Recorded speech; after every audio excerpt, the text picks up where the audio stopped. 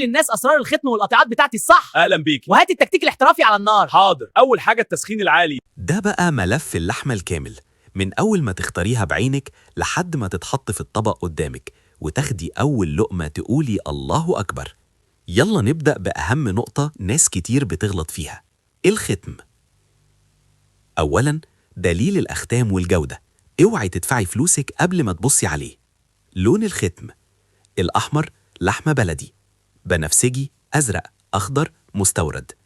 خدي بالك، لو الختم أحمر وما فيهوش بيانات واضحة جواه سيبيه وامشي، فلوسك أغلى.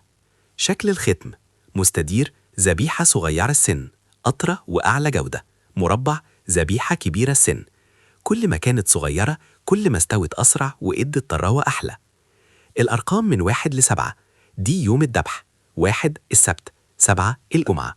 يعني تقدري تعرفي اللحمة طازة ولا بقالها كام يوم وانتي واقفة قدام الجزار. اختصار نوع الذبيحة: ب ق بقري، ج ألف جاموسي، ض ألف ضاني، م ألف ماعز.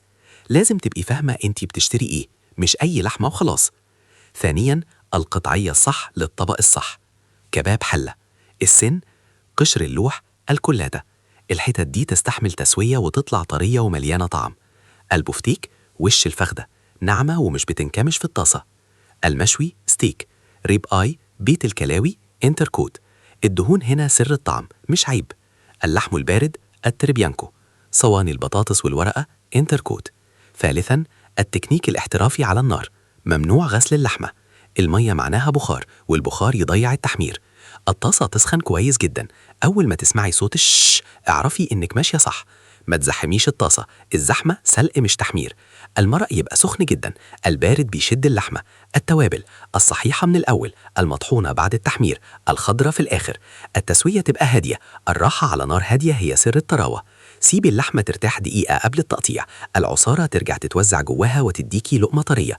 رابعاً، الحفظ والتغذية: اشتري على قد أسبوع، بلاش تخزين شهور في الفريزر. نوعي بين لحمة، فراخ، سمك، بقوليات. جسمك محتاج تنوع ومطبخك محتاج شطارة. المعادلة الذهبية: ختم صح، قطعية صح، تكنيك صح، تديكي طبق يفرق بجد. ما تنساش تصلي على الحبيب.